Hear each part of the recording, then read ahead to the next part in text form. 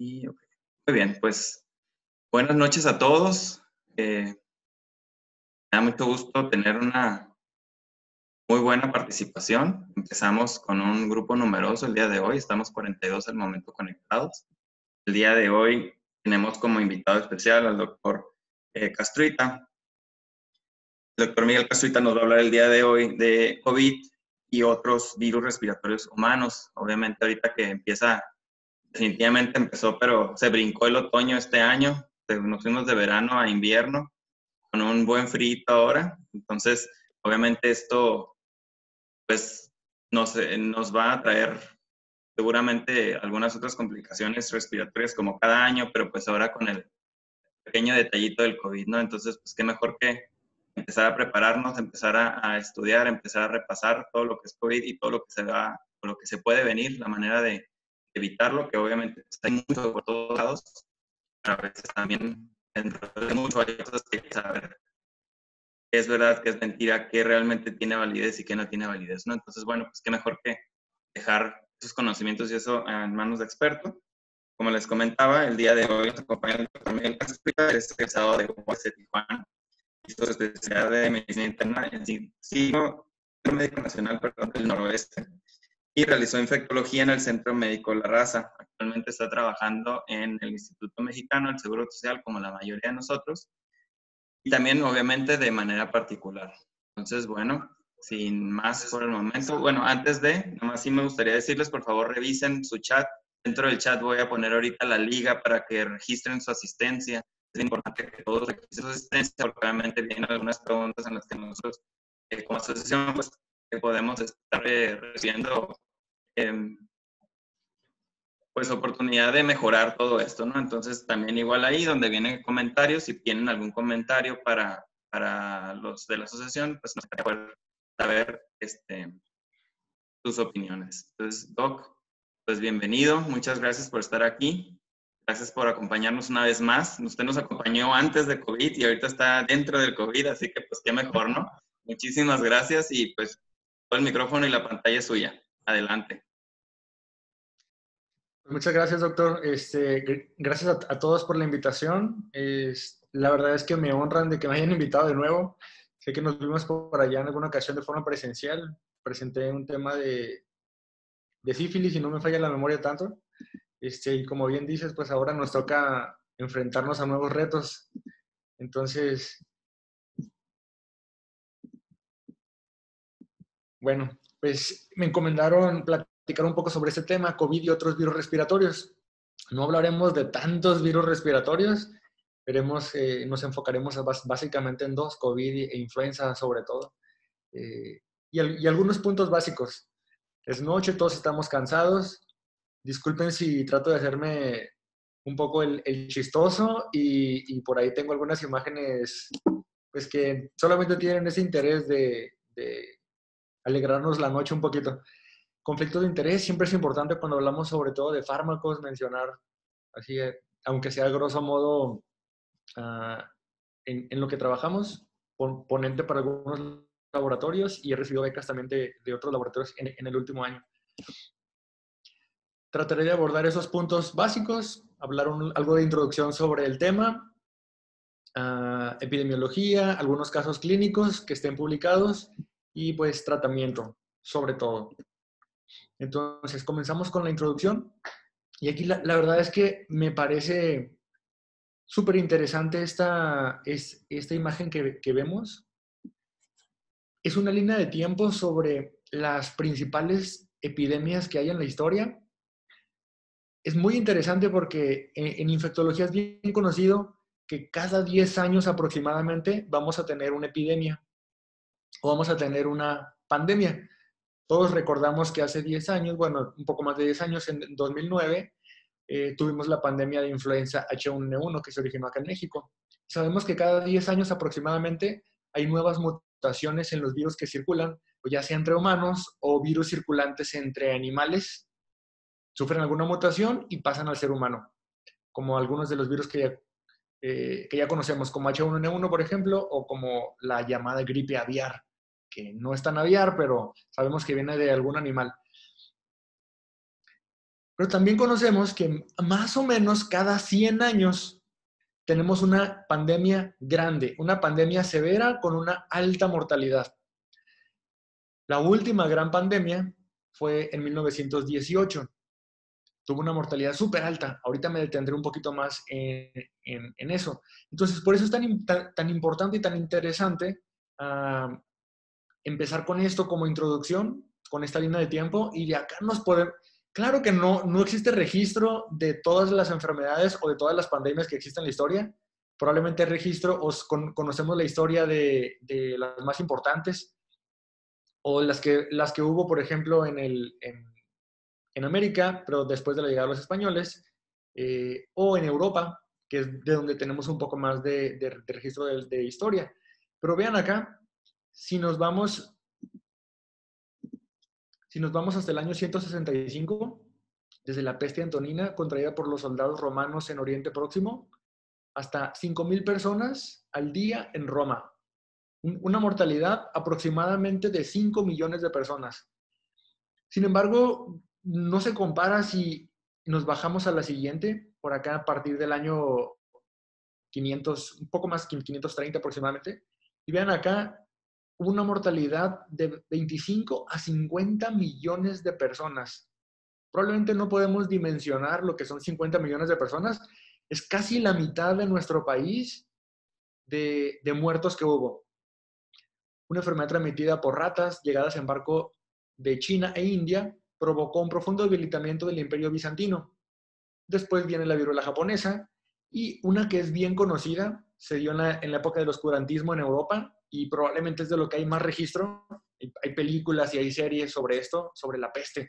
Estos clásicos disfraces, yo si hubiera podido disfrazarme, no acostumbro a hacerlo, pero si hubiera podido disfrazarme este año si no hubiera pandemia, pues me hubiera disfrazado de este ser negro con el pico oscuro. Bueno, era un traje de protección acá que se utilizaba en la peste negra. Segunda gran pandemia que fue llevada a Europa por barcos provenientes de Crimea y acabó con alrededor del 30% de la población europea. De nuevo, 25 a 50 millones de personas murieron. Imagínense, una tercera parte de toda la población que existía en Europa murieron. Es en realidad impresionante lo que podría ocurrir con una pandemia de tal magnitud. Y después vienen otras. Está interesante cómo le llaman en esta diapositiva. Sabemos que los europeos trajeron a México muchas enfermedades, entre ellas la viruela. Sin embargo, aquí en esta gráfica aparece una pandemia que fue, pero por una variante de salmonela. Y se le llamó de esta forma, Cocolistli 2. Se dice que esta enfermedad o esta epidemia que hubo mató de 12 a 15 millones de personas. Imagínense, es una gran cantidad de muertos para aquella época, para los habitantes que existían en lo que hoy es México. Probablemente de la más conocida o recientemente de lo que más hemos escuchado hablar es de la gripe española. Fue muy interesante porque se dio precisamente en la Primera Guerra Mundial. Inició en 1918 y duró un par de años hasta 1920. Probablemente se originó en Estados Unidos, sin embargo se le conoce como gripe española porque España era un país neutro durante la Primera Guerra Mundial, no tenía restricciones de publicarse el número de muertos o el número de casos que tenía, entonces se pensaba en aquella época que España era el país en donde realmente estaba esta gripa, pero en realidad fue una pandemia. ¿Y de qué estamos hablando? Hace 100 años, hasta hace 100 años, 1920, murieron de 20 a 50 millones de personas en el mundo. De 20 a 50 millones de personas. De nuevo, probablemente no lo podemos dimensionar. Sobre todo si consideramos que ahorita, con la nueva pandemia de coronavirus que tenemos, pues se dice que al menos en los casos reportados ni siquiera llegamos a 2 millones. Y lo digo ni siquiera en una forma de compararlo con 20 a 50 millones. Probablemente desde este punto de vista es que nos podemos poner a pensar qué tan grande o qué tanta mortalidad nos puede traer una pandemia descontrolada, una pandemia sobre la que no tengamos control. Entonces, la gripe española, es un virus de influenza, tuvo una mortalidad de 20 a 50 millones en total. Y por acá vienen muchas otras. Definitivamente en la historia moderna existe mayor registro y mayor identificación de los virus o de las bacterias, y por lo tanto hay un mejor registro sobre las epidemias o pandemias. Importantes por aquí el MERS, que fue en 2012, un virus con una mortalidad muy alta. Es un coronavirus también. La gripe de Hong Kong, gripe A, ébola, tiene una tasa de letalidad extremadamente alta, tan alta que es difícil que se convierta en pandemia, porque la persona se muere muy rápido antes de infectar a otras personas. Por acá vino el SARS también, que es otro coronavirus. Primero fue SARS, después MERS. Son los coronavirus que fueron predecesores del SARS-CoV-2, el virus actual. Y diferente, pero la pandemia del VIH y SIDA, pues ha matado ya hasta el momento 32 millones de personas. Entonces, es muy diferente porque la mortalidad no es tan rápida, tal vez no nos da tanto miedo en la actualidad como un virus de influenza o como un coronavirus, como el SARS-CoV-2, porque no nos morimos en 1 o 2 semanas. Sin embargo, hay que tomar en cuenta también, ya van 32 millones de personas quienes han muerto a nivel mundial. Esto es un panorama, podríamos decir, de la historia de la humanidad, al menos en los últimos 2000 años, al respecto de las pandemias. Muy interesante revisar nuestra historia y lo que nos podría llegar a pasar. Una tercera parte de la población de Europa murió por la peste negra, y en la gripe española, apenas hace 100 años, repito, de 20 a 50 millones de muertos. Ojalá que no lleguemos a eso ahora. Queremos pensar que tenemos mejor medicina, que estamos más avanzados, tenemos terapia ventilatoria, tenemos fármacos, algunos de los que hablaremos un poco más adelante, pero bueno, es muy interesante hablar sobre estos datos.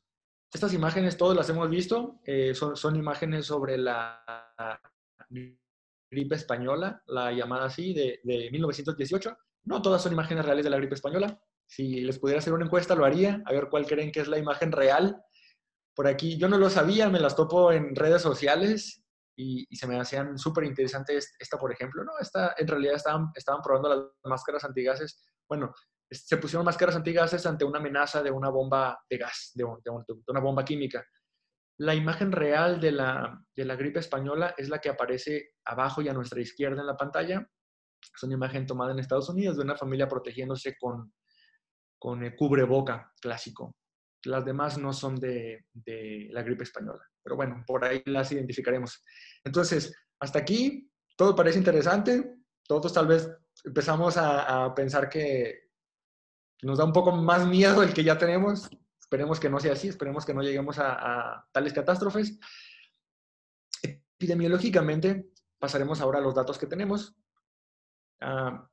Igual no es que quiera centrarme tanto en coronavirus porque probablemente ya estamos enfadados todos de este tema, pero bueno, hace una rápida revisión de la línea de tiempo de lo que ha pasado con este nuevo virus. Sabemos que los primeros casos que se presentaron en Wuhan, el 8 de diciembre de 2019, ya para finales del año y principios de enero, para el 1 de enero cerraron el mercado de Wuhan, y finalmente importante, el 11 de marzo se declara una pandemia. La Organización Mundial de la Salud nos dice que es una pandemia. Para ese entonces en México estábamos muy tranquilos, como si nada. Nos paseábamos sin cubreboca en los hospitales. Nuestro presidente hacía todavía meeting y demás. México estaba muy relajado, pero sin embargo ya era declarado pandemia. Y de ahí en adelante, pues todos sabemos cómo nos ha ido. Ustedes como médicos familiares han sido a la primera línea de batalla, al menos en el Instituto Mexicano del Seguro Social. Pero médicos generales también han participado en primera línea de atención en centros de salud, aquí en Tijuana en clínicas de fiebre, por ejemplo, o en diferentes campañas. Y pues en segundo nivel o en tercer nivel nos ha tocado poner nuestro grano de arena también en la atención. Del 11 de marzo en adelante no me dedicaré a hablar tanto de lo que ha pasado. Algunas cifras especiales sí. Permítanme.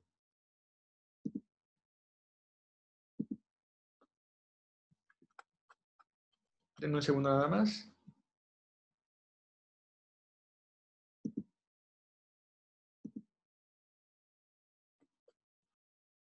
Bueno, ok. Entonces, por acá tenemos los datos globales. Quería sacar el link para que me mandara a la página oficial y poder ver esto en tiempo real. Aquí vemos que estos datos y los de México los saqué de antier. No podía ponerme a hacer la presentación el día de hoy, pero podemos ver acá abajo y a la izquierda, hasta el día de antier tenemos reportados por coronavirus, por COVID-19, 1.245.000 personas. Personas que murieron. Les mencionaba, no hemos llegado ni siquiera a 2 millones y ya nos podemos dar una idea de lo letal o lo catastrófico que puede llegar a ser una pandemia como la gripe española, de 25 a 50 millones. Casos confirmados, 45 millones. Son muchos casos. En la actualidad estamos viendo rebrotes, todos lo sabemos. Aquí en Tijuana, en el estado, en general en el país y en muchos países, Norteamérica, Brasil, en Europa se han visto repuntes en cuanto a los datos. Entonces, bueno, por acá tenemos, son nuestros datos, son datos aquí de México. Igual esa es una página interactiva también, donde viene el reporte epidemiológico nacional que nos pone en diario. Pues también tiene una opción para que veamos de forma como un poco dinámica. Y acá tenemos las defunciones que hemos tenido. Defunciones confirmadas, 94.808. Y algunas otras sospechosas sin resultado, 4.000, por ejemplo. Igual podemos ver que en las últimas semanas ha habido pues un repunte con este cambio de clima que vemos que nos está pegando el otoño o que va a llegar el invierno, pues, y aparte con la pérdida de algunas medidas de contención que teníamos en el país, pues vemos que se van incrementando las defunciones. Y es importante ver que Baja California en algún momento fue primer lugar como del número de defunciones que hubo. Ahorita no es así, ahorita estamos por acá, por debajo del lugar 6. Nos rebasan Ciudad de México, Estado de México, Veracruz y otros 3 más.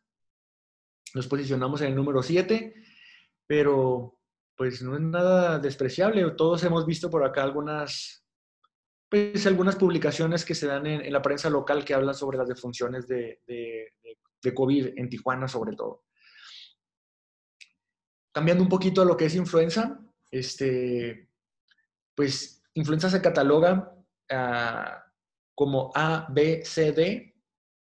Me detendré un poquito en esto para explicar porque luego se me va a hacer un poco más fácil hablar sobre lo que es la epidemiología de influenza H1N1 o H1N3 y demás y saber de dónde viene. Entonces, para fines prácticos, influenza A y B son virus de influenza de seres humanos. La influenza D es de animales nada más. La influenza que se cataloga con H y N es la influenza A. Entonces, influenza H1N1 en realidad es un subtipo de virus de influenza A. Cuando decimos, no tiene influenza H1N1, lo que tiene es influenza A. En realidad, influenza H1N1 también es un virus de influenza A, solamente que en un reporte que nos diga influenza A, pues es un reporte un tanto más genérico, porque influenza A se cataloga de esa forma, con los antígenos que tiene en su superficie H y N. Entonces, bueno, es una hemaglutinina, el antígeno H, y la neuraminidasa es otro antígeno que tiene en su superficie, el H y el N, y se van catalogando. El H tiene 18 formas y la N tiene 11. Y de ahí vienen múltiples combinaciones. No se conocen todas las combinaciones probables. Todas las que podrían haber, no se conocen esos virus de influenza A, pero se conocen muchas. Y pues bueno, ahorita veremos algunas de las más importantes en la historia de la humanidad. Entonces, de ahí es que viene esto de influenza H1N1. Y a su vez, H1N1 se puede subclasificar más y H2N3 y demás se pueden subclasificar. Pero bueno, de acá viene de los antígenos, de la hemaglutinina y de la neuraminidasa que tiene este virus. Entonces, H1N1, por ejemplo, Y esta es la historia de los virus de influenza, de las pandemias que ha habido por este virus de influenza. Es importante si podemos ver acá, por ejemplo, que H1N1, que lo conocemos de 2009, de hecho se le conoce así, una influenza novel 2009, o se le conoció como influenza pandémica H1N1, es el nombre correcto, pero no es la primera pandemia que había habido por H1N1. Ya habían existido otras. Podemos ver acá, en los 70s que apareció otra pandemia por virus H1N1 y anteriormente igual, aproximadamente en 1917, apareció otra pandemia por virus H1N1, pero como le digo, son diferentes subtipos. Se puede seguir subclasificando H1N1. Por acá fue muy importante H3N2, H2N2, H3N8 y de esa forma. Existen muchas pandemias que han existido por virus de influenza A con estos subtipos H1N1, H2N2, H3N2 y demás. COVID-influenza, dos pandemias que se unen. Por aquí un sticker para empezar con el chiste. Ya hablamos sobre coronavirus e influenza, entonces ahorita veremos esta relación que existe o que pudiéramos empezar a tener con nuestros pacientes, pero no sin antes mencionar como introducción que existen muchos otros virus. Si bien me dedicaré a presentar casos clínicos sobre influenza y coronavirus, pues existen muchos otros virus que pueden causar neumonía. Ni siquiera me detuve en los virus que pueden ocasionar rinitis, rinosinusitis o faringitis. Me detuve solamente en los virus que son ocasión de neumonía. Entonces, virus comunes, de los virus más comunes en adultos, definitivamente virus de influenza A y B. Ya mencionamos todas las subclasificaciones de los virus de influenza A, pero existen otros, de los muy comunes, virus sincitial respiratorio, metaneumovirus humano, adenovirus y rinovirus. Y en niños existen otros más, aparte de los que mencionamos, pues los virus de parainfluenza, e igual otros como los de influenza, rinovirus, sincitial respiratorio, ya conocidos. Y existen muchos otros no comunes. Por ejemplo, acá tenemos como causantes de neumonía los coronavirus como SARS y MERS. No comunes. Esas pandemias de SARS y MERS en realidad desaparecieron. Fueron brotes que hubo, fueron brotes epidémicos e incluso pandémicos, pero desaparecieron por completo y dejaron de circular. El problema con algunos virus de influenza es que no dejan de circular. El virus pandémico 2009 de H1N1 sigue circulando en la actualidad, no ha desaparecido esa pandemia. Los virus de coronavirus, SARS y MERS-CoV-2, MERS-CoV-1, sí desapareció. Y existen otros, citomegalovirus, Epstein-Barr, Coxsackie, virus eco, varicela, herpes. Existen otros que de forma rara pueden ocasionar neumonía. Sí he visto algunas neumonías, por ejemplo, por virus de varicela zoster. He visto algunas neumonías por virus de herpes simple, por citomegalovirus también, pero casos muy contados y los diagnósticos son difíciles. Diagnóstico de elección en todos estos virus es por PCR. Si quisiéramos hacer el diagnóstico para un paciente que llegue por neumonía típica, y si quisiéramos diagnosticar cuál de estos virus es el que está ocasionando la neumonía, tendríamos que hacer una PCR múltiple para virus. Pues son PCRs que nos corren hasta 32 virus al mismo tiempo, pero son pues pruebas costosas. En nuestro instituto no están disponibles. Entonces, bueno, algunos casos clínicos.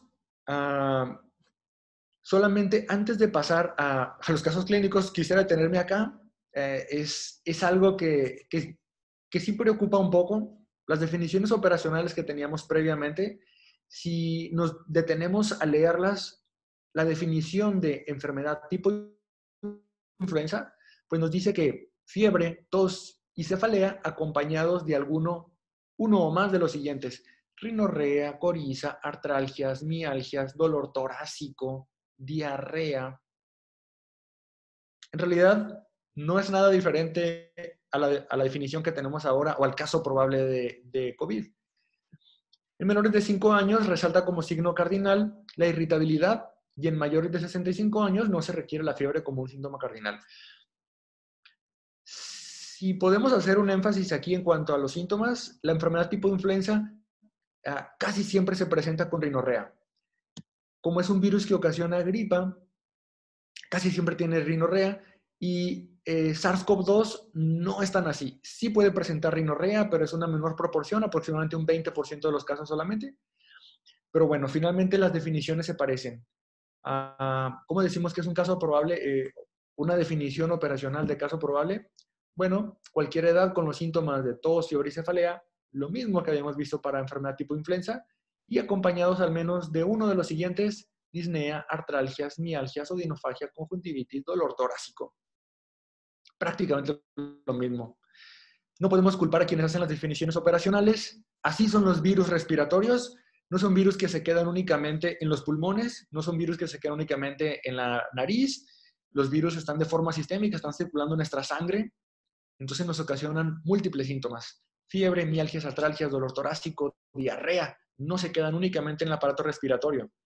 Infectan algunos otros órganos y es por eso que puede haber una constelación clínica de todo esto que mencionamos ahorita.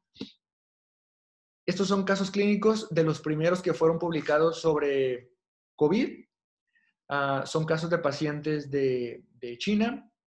Primero tenemos acá un hombre de 49 años que se presentó con fiebre, tos, trabajador de mercado de mariscos. Tenemos otro paciente de 62 años con fiebre, tos, lo tuvieron que intubar. Era un visitante de mercado de mariscos. Otro paciente más de 32 años, neumonía, lo dieron de alta el 16 de enero, es el paciente 3. El paciente 1 y 3 lo dieron de alta. El paciente 2, pues acá tenemos la radiografía, murió, tiene una neumonía severa, lo tuvieron que intubar, lo tuvieron que ventilar mecánicamente, y pues las radiografías no son muy diferentes a lo que vemos nosotros ahora en esta pandemia. Todos nosotros hemos visto radiografías seguramente parecidas a esta. Entonces, pues así se presentaron los primeros casos de COVID-19 y así lo seguimos viendo nosotros. Fiebre, tos seca, artralgias. No sigo con los síntomas. Todos somos expertos en COVID-19 a estas alturas. Les mencionaba sobre los síntomas de COVID, que algunos no son tan comunes. Por acá tenemos en esta serie, que fue de las primeras que se publicaron en Lancet, 4% de los pacientes con cefalea, pero los principales síntomas, pues, fiebre y tos, ¿no? Ya conocemos todos esto. Y sabemos que COVID puede ocasionar múltiples síndromes clínicos. Algunos pacientes requieren terapia intensiva, aproximadamente un 20 o 30%. 50% de los pacientes van a presentar disnea y algunos otros pacientes pueden presentar complicaciones en otros órganos, como riñón o corazón, o síndrome de dificultad respiratoria aguda. COVID-influenza en un mismo paciente podría ser, desafortunadamente sí. Es una realidad a lo que nos vamos a tener que enfrentar, si no es que ya nos estamos enfrentando. Acá están algunos casos publicados. Estos casos son de Estados Unidos. Trataré de no detenerme tanto.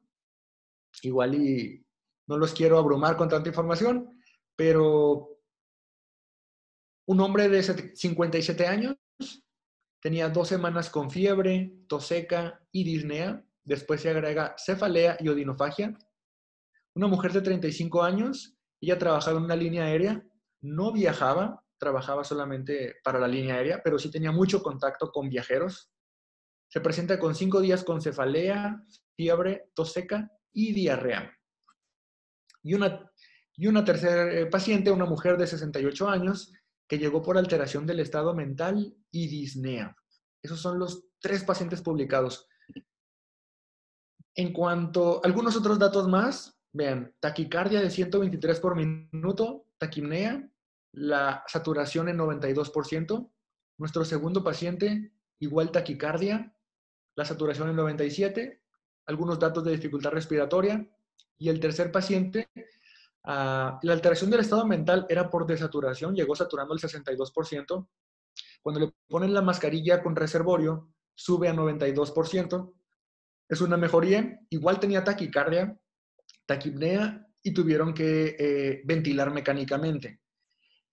Estos 3 pacientes fueron confirmados con diagnóstico de COVID-19 y además dio positivo virus de influenza A H1N1. En los 3 pacientes se confirmó la coinfección. Acá son algunos de los resultados de laboratorio. Es una tabla en donde aparecen los resultados de todos estos pacientes para que podamos ver las diferencias. No es muy diferente a lo que solemos ver. Acá tenemos los linfocitos, por ejemplo. Me llama la atención 16%, 12%, 17%. No están tan bajos como vemos en muchos pacientes críticos en COVID, incluso en el paciente 3. Son 17%. Pero bueno, ya sabemos que hay algunos marcadores que se alteran en estos pacientes, sobre todo con COVID. Por ejemplo, dímero D, arriba de 1000. Este paciente que llegó muy grave, arriba de 4000. Sabemos que se eleva la proteína C reactiva, aquí está más de 40 o más de 97. Y algunos otros como la ferritina o la DHL que están alterados también. Pero bueno, tenemos finalmente influenza A, por acá fue influenza tipo B y la PCR positiva para SARS-CoV-2. Paciente 1, los infiltrados que ya conocemos, los clásicos infiltrados por COVID-19. Siguiente paciente, de nuevo aparecen estas alteraciones radiográficas, estas radiopacidades, estas hiperdensidades, en la tomografía, que son características por COVID-19, y en el paciente 3, pues tiene más consolidaciones, que sobre todo lo vemos en fases más avanzadas, y en las bases, cuando revisamos tomografías. Entonces, bueno, los pacientes fueron tratados. Me llama la atención, no estoy tan a favor de utilizar antibióticos de forma indiscriminada con los pacientes, pero los 3 pacientes fueron manejados con antibiótico. El primer paciente con ceftriaxona y acitromicina, ceftriaxona, acitromicina, ceftriaxona, acitromicina. Fueron tratados con hidroxicloroquina, los 3 pacientes. Y los 3 pacientes fueron tratados con oseltamivir también. Tenían un virus de influenza A, 2 pacientes y un virus de influenza B. Y solamente el tercer paciente, que llegó más grave, murió. Al siguiente día, a las 24 horas, hizo paro cardíaco y bueno, murió. Este era el paciente más grave. No es raro desde que llegó ya con alteración del estado mental, atribuida a la hipoxemia, pues ya se veía que la paciente venía más grave. Entonces, nos detenemos a pensar, son clásicos pacientes que podemos ver con COVID, esas tomografías, las hemos visto, son los clásicos infiltrados por COVID.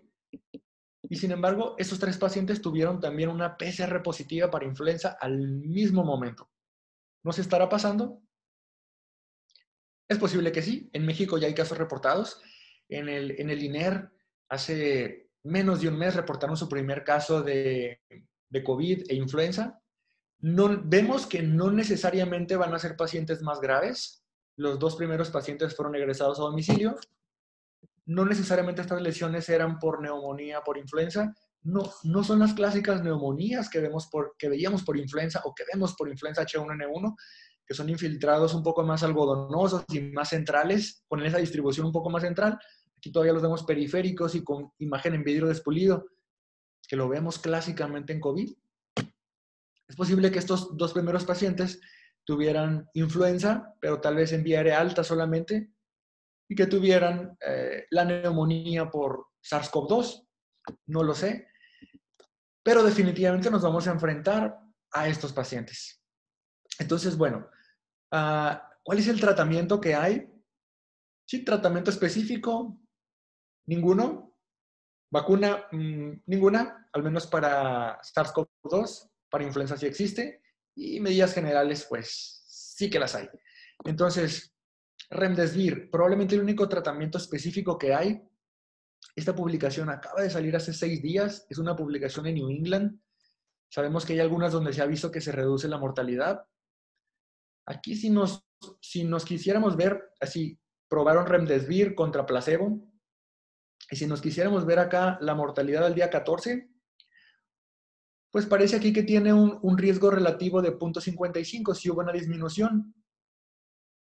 Si vemos en porcentajes, ya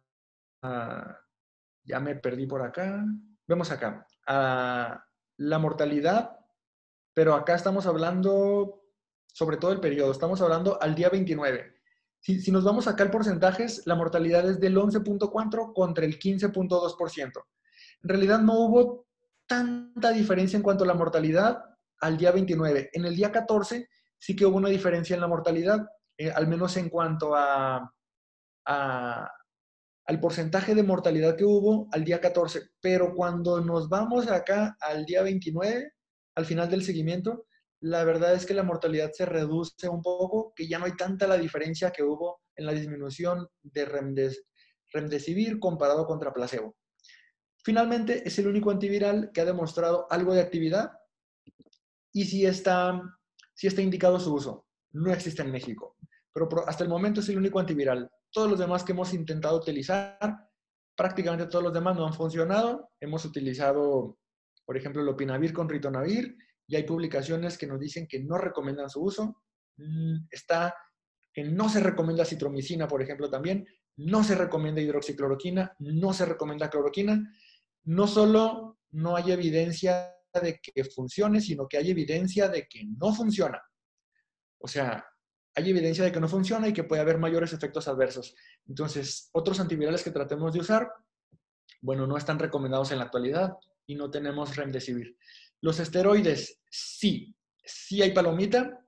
Este corte que está acá en la guía de la ITSA, de la Sociedad Americana de Enfermedades Infecciosas, es como un resumen. No hay muchas publicaciones, son 2 que hablan a favor de, pero sí tenemos acá una disminución, el OR de 0.66, un intervalo de confianza de 0.5 a 0.8.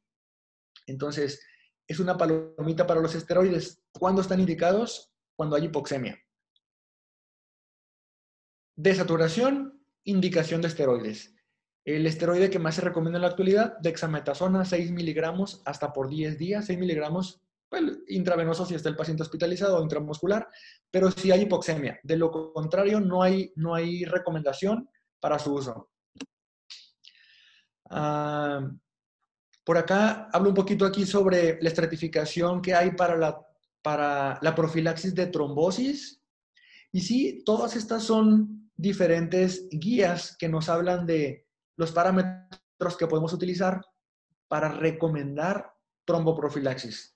Por acá el Colegio Americano de Cardiología, si me voy abajo, sí recomienda, por ejemplo, a dímero D, se recomienda también la proteína C reactiva como marcadores inflamatorios. Cuando están elevados, podemos utilizar entonces tromboprofilaxis. ¿Cuáles son los fármacos que podemos utilizar en neumonía por COVID como tromboprofilaxis? Pues la que más recomiendan todas las guías es enoxaparina, 40 miligramos de forma diaria. Lo que no podemos hacer, o no hay recomendación todavía, es cómo guiamos esta tromboprofilaxis. Cuando la suspendemos, o cuando le subimos la dosis, o cuando disminuimos la dosis, en realidad no está todavía demostrado. La mayoría de los médicos en pacientes ambulatorios manejamos otro tipo de medicamentos, manejamos anticoagulantes orales, por ejemplo, rivaroxaban o apixaban, pero lo que se recomienda, sobre todo para los pacientes, vemos acá pacientes críticos, obviamente están hospitalizados, pues es tratamiento subcutáneo con enoxaparina. Entonces, las recomendaciones internacionales hasta el momento son para pacientes hospitalizados, pacientes críticos, y son con heparina de bajo peso molecular. Entonces, una palomita para enoxaparina también. Probablemente otro fármaco que no lo agregué acá en las diapositivas y que podría tener una palomita también es la atorvastatina. Hay algunas publicaciones, la primera de ellas fue una publicación retrospectiva de un análisis retrospectivo y se ve que con atorvastatina, con dosis de 40 miligramos, se reduce la mortalidad hasta en un 50% en comparación con los pacientes que no la tomaron, en pacientes graves, críticos. Entonces, podría ser igual otra opción para pacientes críticamente enfermos que estén hospitalizados con hipoxemia, pues podría ser otra opción. No hay una recomendación como tal en las guías, pero pues les comento, ya hay investigaciones que se están corriendo, estudios prospectivos, pero que están planeados, ya tienen registro, pero están planeados para 2 años. De 2019 a 2021 se va a terminar el reporte. Entonces, bueno, ahí lo dejo a su consideración. Por lo pronto, lo que tiene palomita para COVID, remdesivir, dexametasona, enoxaparina, y definitivamente el oxígeno. Esos son las 4 recomendaciones que se han demostrado que incluso disminuyen la mortalidad. Y pues dejaríamos por ahí a consideración también atorvastatina. Para influenza, sí, afortunadamente para influenza existen antivirales. Estos son los 4 que están recomendados por los CDC. Todos conocemos a oseltamivir, nuestro campeón, un tratamiento oral. Zanamivir, que es inhalado, de repente no tan fácil de administrarse para algunos pacientes, no se lo pueden autoadministrar tan fácilmente. Peramivir, excelente opción porque es intravenoso. Entonces, por ahí para personas que estén críticamente enfermas y que estén intubados con ventilación mecánica, pues podría ser una opción. Y otro nuevo fármaco, Valoxavir también, es otra opción para mayores de 12 años. No disponible en México. Sabemos que en México existe oseltamivir y zanamivir, pero pues oseltamivir es el que tenemos más disponible en nuestras farmacias y lo podemos utilizar de una forma pues generalizada. ¿Qué hay del tratamiento para otros virus? Bueno, esta plática se refiere sobre SARS-CoV-2 y otros virus respiratorios.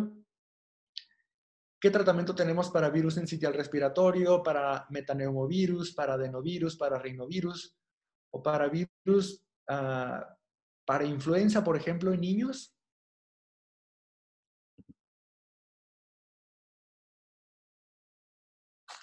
Nada. En realidad, no existe tratamiento para ningún otro virus que no sea influenza. Para algunos que aparecen abajo, sí, citomegalovirus, claro que tiene tratamiento. Neumonía por citomegalovirus son raras, solamente las vemos en pacientes con VIH, por ejemplo, o post-trasplantados que estén con terapia inmunosupresora.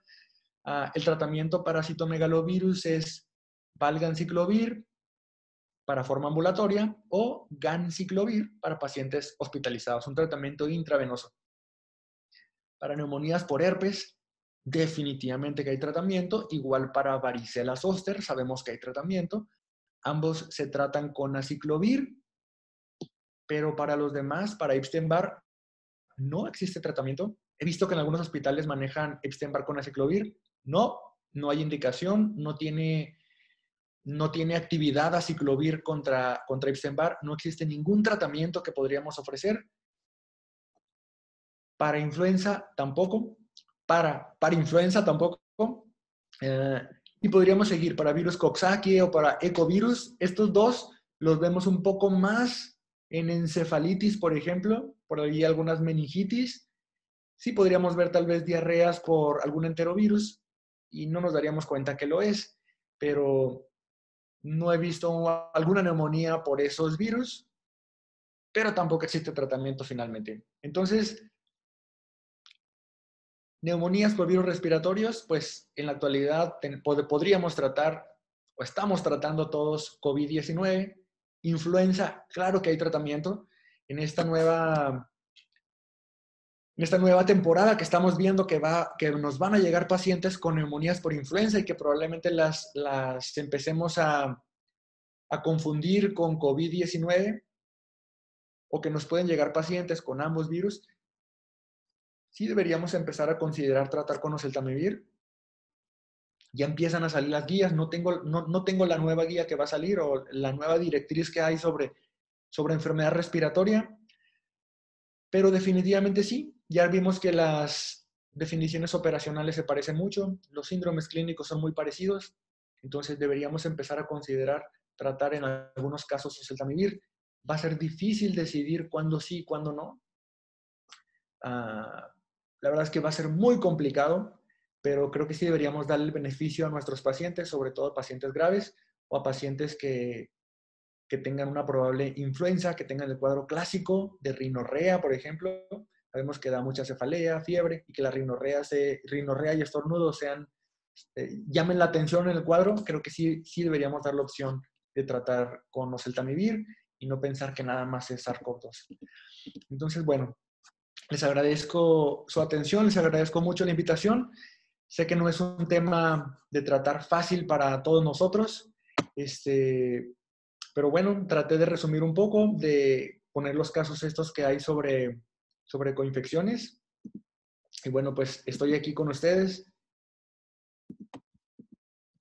Pues muchas gracias a todos. Sé que es algo noche, espero no haberlos aburrido tanto. Y pues si hubiera algún comentario de ustedes, pues lo agradeceré también. Preguntas ahorita no es hora de preguntas, pero no se crean.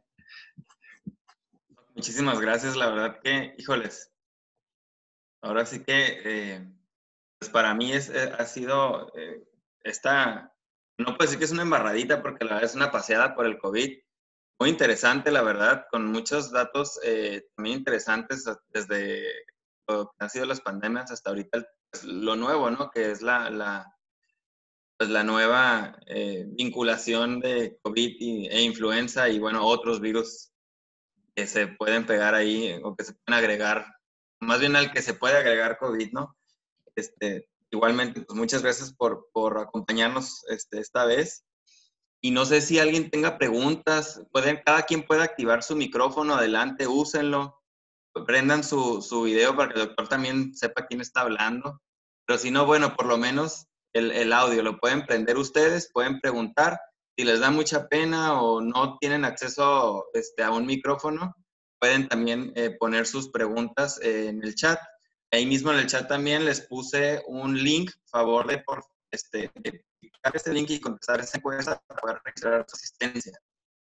Y Doctor, Doc, de hecho ya salió perdón, ¿alguien iba a preguntar algo? sí, lo que pasa es que me mandaron una pregunta aquí primero por mensaje privado. Adelante, Entonces, adelante. y me preguntan, ¿cuál de los antivirales está indicado para influenza en pacientes embarazadas? Tratamos a las pacientes embarazadas con oseltamivir. No existen todavía publicaciones que avalen su uso. En general, en las pacientes embarazadas es difícil porque no están autorizados los ensayos clínicos. Todos los reportes que hay de fármacos en embarazo es por análisis retrospectivos. Hasta ahorita oseltamivir es categoría C, significa que precisamente no hay estudios que avalen si se puede o no se puede utilizar, pero como las embarazadas tienen riesgo alto cuando tienen una enfermedad por influenza, sí utilizamos oseltamivir. Es el antiviral que manejamos. Perfecto, muchas gracias. Por aquí vi yo también Hay otra otra pregunta, pregunta. ¿verdad? Sí. Ya me perdí. Sí, por acá nos preguntan, ¿qué evidencia hay de la reinfección por COVID? Sí, desafortunadamente sí hay evidencia. Existen algunos casos publicados ya sobre esto. Es un poco difícil y para nosotros va a ser prácticamente imposible diagnosticar una reinfección. El detalle es que el hecho de que una persona tenga, por ejemplo, tenga COVID tenga una PCR positiva en agosto y después en octubre tenga otra PCR positiva, eso no nos permite decir que la persona se reinfectó. Incluso si en septiembre tiene una PCR negativa y después otra positiva, de todas formas no podemos hablar de reinfección. La única forma es que se hiciera un análisis completo del material genético de ambas PCRs para determinar que efectivamente son cepas diferentes.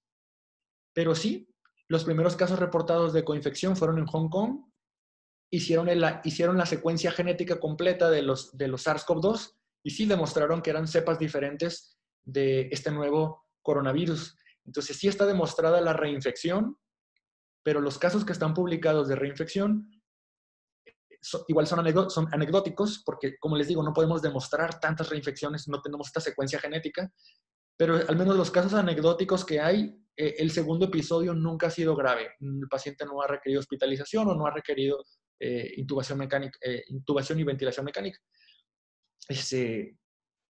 Para nosotros sería prácticamente imposible decir si es una reinfección o si solamente es una viremia persistente o la PCR positiva por fragmentos virales de un virus no viable. Nos va a ser muy difícil hablar de reinfección acá en México.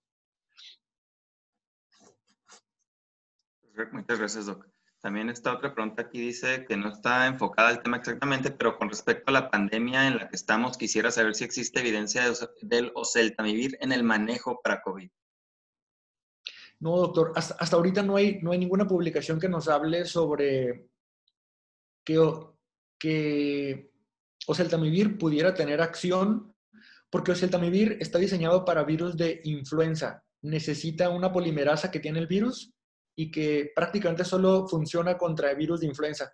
Este virus es diferente a influenza, entonces no tiene esa enzima y por lo tanto no podríamos utilizarlo. Desafortunadamente sí, no tenemos ningún tipo de evidencia de que pudiera funcionar. Ok, muchas gracias. También preguntan que si en un paciente con VIH positivo de igual forma está indicado el oseltamivir para el manejo de influenza. Sí, claro, no hay ninguna contraindicación, no se conocen tampoco interacciones farmacológicas entre el tratamiento antirretroviral y oseltamivir. Entonces, si existe indicación de manejo con oseltamivir, lo podemos utilizar con toda confianza. Perfecto. Aquí hay otra que me parece interesante también. ¿Qué opinas sobre la TCR CORATS 3, 4 o 5 con PCR negativa? De repente nos llegan así. Muy interesante la pregunta.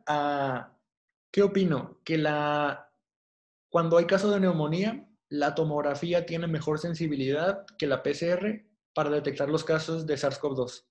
Entonces, tenemos muchos casos con PCR negativa y el paciente tiene coronavirus. Cuando es un CORATS 3, es un caso de un paciente indeterminado. El paciente podría tener alguna enfermedad, podría ser COVID o podría no ser COVID, eso significa un CORATS 3. Entonces, tal vez ahí no aplique tanto, pero ya 4 o 5 vemos una clásica neumonía por COVID y la PCR negativa, le hacemos caso a la imagen. Sí lo tratamos como COVID. Sí, de hecho yo creo que somos varios los que hemos detectado algo así similar, ¿no? Que con frecuencia nos puede llegar Sí. algo así. Ya muchos de los pacientes llegan, de hecho ya con su tomografía, se brincan la prueba, la PCR, pues. Y sí está publicado, doctor. Hay una publicación de imagenología donde demuestran esto, que la sensibilidad es mayor de una tomografía que de la PCR. Hablamos de neumonía porque habrá muchos pacientes que no tienen neumonía, que se quedan como infección de vía aérea alta, pues la tomografía no tiene cabida, ¿no? Va a dar negativa. Pero en pacientes ya con neumonía tiene mejor sensibilidad la tomografía. La tomografía, ¿no? Sí. También comentan aquí, Doc, sabemos que en la institución el tratamiento es básico sintomático y hay una diferencia en cuanto al tratamiento máximo en el privado que tiene respuesta, lo que genera una limitación en la atención, quedamos con lo poco que se puede dar en el instituto. Supongo que por medio privado de repente nos llegan los pacientes con 8, 9, 10 medicamentos, ¿no? Le pegan a todo y pues en medio institucional realmente nos vamos al paracetamol y una bendición.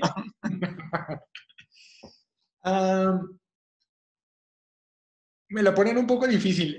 La verdad es que yo al principio sí también en el medio privado incluso les daba a los pacientes, ya sabes, una cantidad de fármacos, ivermectina y nitazoxanida y bueno, de lo que fuera saliendo. Pero conforme ha habido más publicaciones y más publicaciones y más que no sirve, no sirve, no sirve, no sirve, los dejé de dar. O sea, incluso en el medio privado les doy al paciente, les hago PCR, dímero D, tomografía, quien lo puede pagar, si no puro laboratorio. Y si hay reactantes de fase aguda elevados, sí les doy tromboprofilaxis y si hay hipoxemia les doy la dexametasona, si no hay hipoxemia no, los dejo con paracetamol y con la pura tromboprofilaxis. Incluso en mis pacientes privados, si no tienen reactantes de fase aguda elevados y por lo tanto no hay neumonía, no les doy ningún medicamento, los dejo con puro paracetamol. A pacientes que pueden costearlo y que tienen neumonía, lo voy a confesar. Lástima que estás grabando, doctor, pero lo voy a confesar. Les estamos dando varicitinib, lo hemos manejado aquí en el medio privado, en los hospitales. Es un fármaco que se utiliza para artritis reumatoide. Tendría un mecanismo de acción para darme a entender, algo así como tocilizumab, que también se ha utilizado para COVID en muchos países, incluido el nuestro. Es un tratamiento oral, pero fuera del varicitinib, cuando hay neumonía, en realidad el tratamiento es el mismo que en el instituto. Yo no acostumbro a dar otros medicamentos. Ya no, antes sí, pero ahora ya con la evidencia que hay, ya los dejé de dar. Bueno, pues es que si también obviamente si tenemos si tuviéramos, ¿no?, el acceso a los laboratorios, sería a lo mejor precisamente tomar la decisión de ampliar el tratamiento y no nada más limitarte a un paracetamol, un diclofenaco, ¿no? y la bendición. Sí, no, tienes toda la razón. Sí, porque en medio privado por lo menos les pido los laboratorios, dímero de F, PCR y eso, y ya con eso me puedo guiar cuándo agregar tromboprofilaxis o cuándo, ¿sabes? Pero sí tienes razón, pues en el IMSS no tenemos disponible eso. Doc, por aquí hay otra que también comenta, ¿después de cuánto tiempo de haber cursado con COVID-19 puedes aplicar la vacuna de influenza? Cuando la enfermedad remita, si se quitan los síntomas, que regularmente es antes del día 14, si se quitan los síntomas pasando el día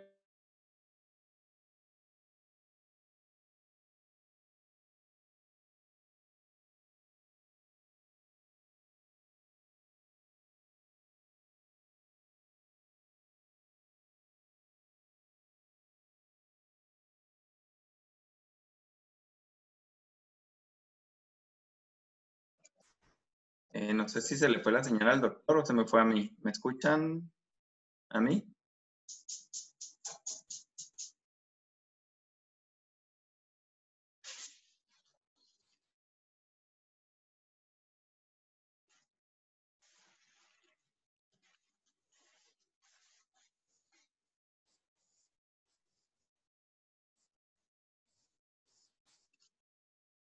Creo que tuvimos ahí un problemita con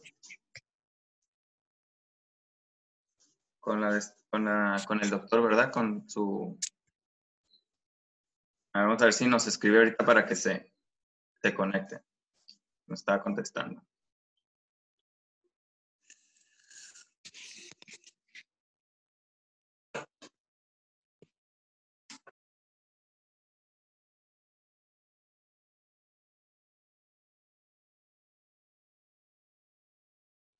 Estoy escribiendo al doctor porque creo que se le fue el internet.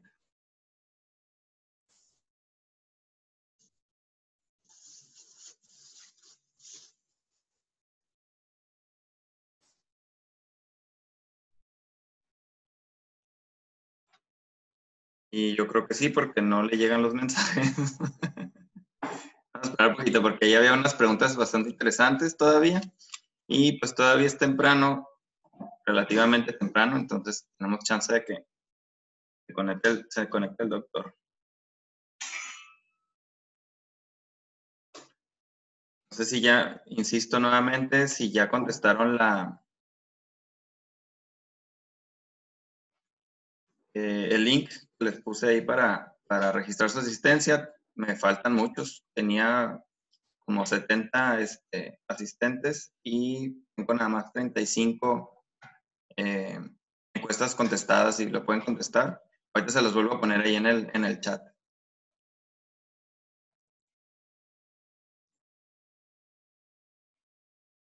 Parece que ya se está conectando el doctor. Ahí va.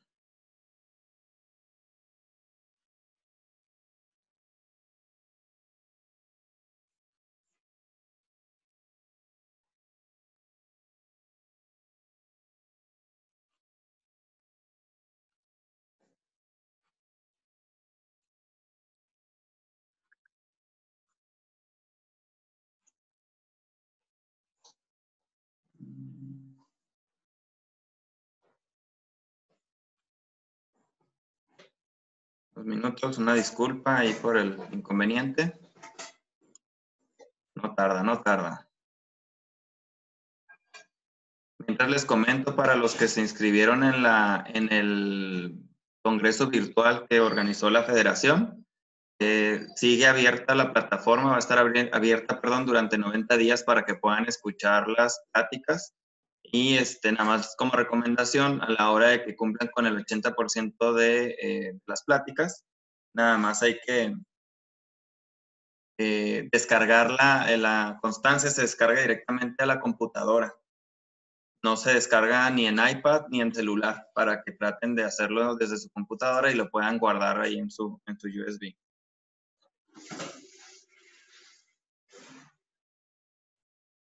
Es lo que sí se le cayó la red de su casa, pero que ahorita se está tratando de conectar desde su celular para poder terminar de contestar preguntas. Lo esperamos tantito más.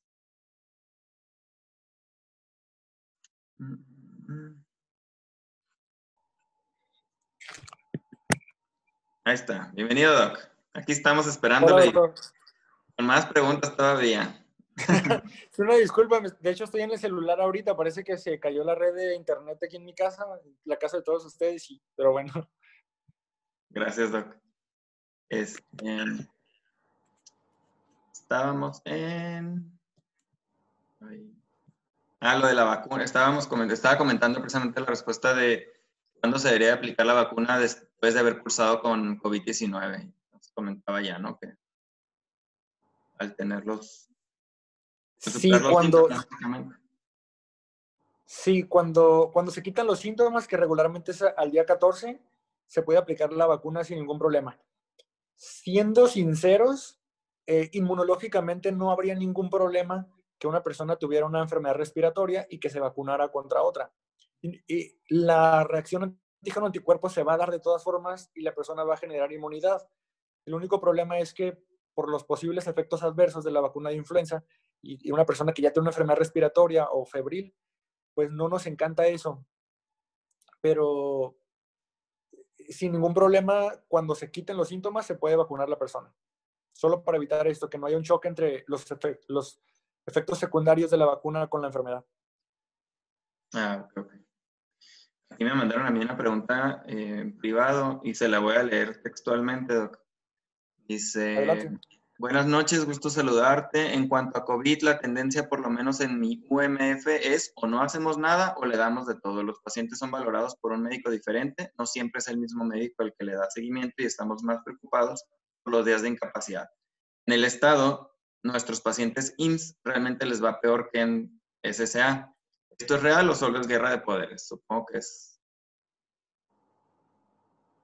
Me imagino que la pregunta enfocada si realmente les está yendo mal por la institución en la que están atendiéndose o si nada más son información que obviamente lo da el Estado para, pues, supongo que levantarse el cuello de que les va mejor a ellos que a nosotros, ¿no?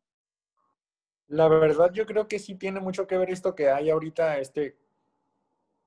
pues como bien lo mencionaste, pues parece que es algo un poco más político que la realidad. Ajá. Un compañero internista que trabaja en el Hospital General y en el IMSS puso una publicación hoy en Facebook que hoy en el Hospital General se murieron 9 pacientes por COVID. Eh, y en cambio vemos en las publicaciones de los periódicos que se mueren en el IMSS y no hablan del Hospital General nada. Entonces creo que llevan más un contexto político que otra cosa. Desafortunadamente nos va mal a todos. O sea, Sí. en todos lados nos ha pasado, ¿no? Incluso, pues medio privado se me han muerto pacientes. En el Hospital Ángeles se me han muerto pacientes, ¿no? No, en todos lados nos va mal.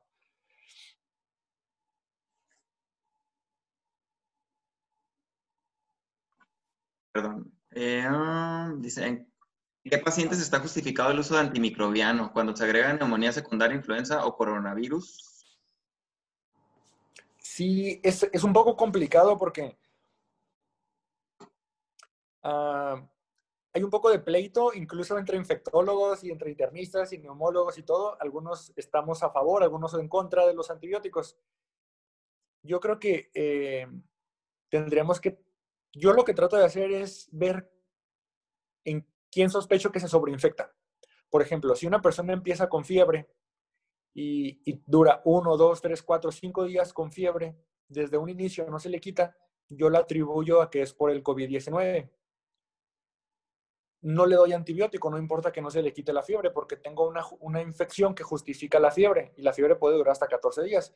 Pero si la persona se le quita la fiebre el día 5 y después al día 10 se reinicia con fiebre, yo creo que ya se sobreagregó a otra cosa, una bacteria, entonces ahí es cuando sí le doy antibiótico. Y este ejemplo de la fiebre podría ser con laboratorios, por ejemplo, si la persona llega por COVID y de repente al día 7 empieza con neutrofilia, bueno, también podría agregar antibiótico o, ¿sabes? Cuando yo veo un cambio clínico diferente, como algo nuevo que no tenía en un inicio, lo podríamos atribuir a una coinfección y sí tenemos que tratar pronto. Ante la sospecha de una neumonía bacteriana agregada, tenemos que dar antibiótico pronto porque hay algunas series publicadas sobre esto, sobre la mortalidad que tiene COVID, pero por infecciones bacterianas agregadas, por neumonías que se agregan en un pulmón ya enfermo. Pues sí. Ok. Oye, siguen aquí, pero pues le seguimos, ¿no? Porque están buenas las preguntas. Preguntan, dice, mencionó sobre las estatinas dentro del tratamiento COVID con buen resultado. ¿Este se debe dar desde un inicio o solo sería en manejo hospitalario ya manejando complicación? Sí, sobre todo cuando los pacientes están graves, porque las series que hay retrospectivas es de pacientes hospitalizados. Entonces, yo le daría atorvastatina a un paciente que ya tiene neumonía. O sea, si cualquier dato de neumonía, aunque no tengamos tomografía o en la radiografía no vemos nada, pero ya sabemos fiebre persistente, que el paciente tenga disnea, que desature, pues son datos clínicos de neumonía. Entonces, sí podríamos dar, por ejemplo, desde un primer nivel atorvastatina, 40 miligramos, y que sí se puede, eso es, el fármaco lo tenemos a la mano, sí se puede utilizar. Cuando sospechamos de neumonía, sí. Ok. Me preguntaban acá también. ¿Dónde está? Aquí está. Si los resultados de anticuerpos son negativos, IgG e IgM, y estuvo en contacto con un paciente con COVID, ¿esos resultados de anticuerpos negativos son confiables? Ya que muchos pacientes tienden a hacerse la prueba de anticuerpos siendo asintomáticos y no se realizan la prueba de PCR. En base a estos exámenes puede estar uno confiado que están sin COVID. No, desafortunadamente los anticuerpos tienen una sensibilidad muy baja. La sensibilidad ronda el 60%, independientemente, o sea, esto hablamos de personas que sí tienen COVID. Entonces, no podemos confiar. Si los anticuerpos dan positivos, sí podemos estar seguros que la persona tuvo, igual que la PCR. Pero si da negativo, no, por la baja sensibilidad y bajo valor predictivo negativo. Entonces, ahí sí no podríamos decir que una persona asintomática, no podríamos asegurarlo que en realidad no se infectó. Sí sería baja probabilidad, no tiene síntomas y tiene anticuerpos negativos, la probabilidad de que no tenga el virus es alta, pero no lo podríamos asegurar 100%. Supongo que en este caso también tiene que ver qué tan sintomático estuvo el contacto, ¿no? También pudiera ser. Sí, Bueno, claro, igual. si la persona, sí, si la persona enferma tenía tos y estaba tose y tose, pues uh, yo, para ser sincero, en los contactos que no tienen síntomas, yo no les pido pruebas. Yo no les recomiendo que se hagan precisamente por eso, porque si son asintomáticos, la probabilidad de que la prueba dé positiva es baja. Incluso la PCR. Entre más sintomático esté la persona, la probabilidad de una prueba positiva es mayor. Entonces, si son asintomáticos, yo no les hago prueba. Les digo, se va a hacer la prueba cuando empiece a tener síntomas. Cuando empiece con tos o cuando empiece con dolor de cuerpo o con fiebre. Ahí es cuando se va a hacer la prueba. Y si no tiene síntomas, les digo que no se hagan pruebas, mejor. Ok, pues sí. Igual era una que está un poquito larguita, pero igual aquí la pusieron en el chat. Dice, doctor, creo que con esta cuestión de la pandemia nos ha tocado hacer diagnóstico de COVID definitivamente a todos. Creo que ante lo malo resulta importante aprovechar el diagnosticarlo, ya que pienso es una ventana para identificar patologías o procesos que pudieran estar afectando la homeostasis, como hiperglucemia, inmunosupresión, neumopatías, endocrinopatías, incluso pacientes que viven con enfermedades mentales, pacientes que viven solos, abuso de drogas, etcétera. ¿Qué opina de ir más allá del tratamiento únicamente y ver las cuestiones sociodinámicas e ir a la raíz? No, son realmente pocos los pacientes que teóricamente son sanos, entre comillas, que se complican. Los pacientes complicados están todos con una patología de fondo. Sí, la verdad es que creo que en un mundo ideal sí se debería hacer todo esto. O sea, creo que en un mundo ideal sí debemos ver al paciente de una forma integral, ya, desde la familia, desde lo social, el trabajo, lo psicológico, el impacto que tiene psicológico en un paciente, las comorbilidades, diabetes, hipertensión, obesidad, debería ser todo. Se nos ha dificultado porque pues no nos damos abasto con la parte médica y este aislamiento, este choque que tenemos de no poder ver a un paciente, explorarlo y estar todos vestidos, disfrazados y demás, creo que nos ha complicado esa posible atención integral que deberíamos darle a todo paciente. Entonces creo que es algo.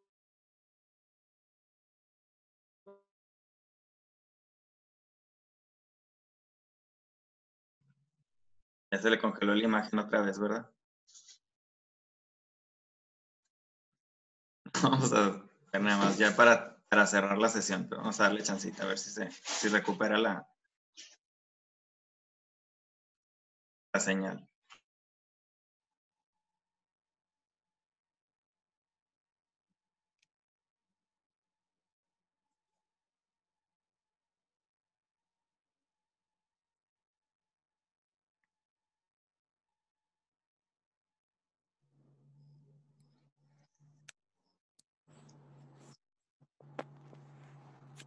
Ahí está, ¿verdad?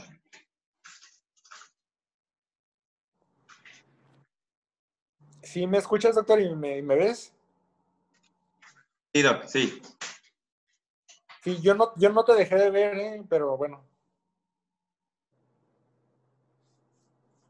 No sé si fui yo o fue usted, pero a mí se me congeló la imagen. No sé, yo ahora te voy a culpar a ti, pero no sé la verdad. No estoy Bueno, seguro. Pues sí, solo comentaba eso. La verdad es que dar un abordaje tan integral sí se nos va a hacer muy difícil. Y incluso a mí en pacientes privados que tengo, les hago videollamada y pues me dedico a cómo está la saturación y cómo está la glucosa y ha tenido disnea y etcétera.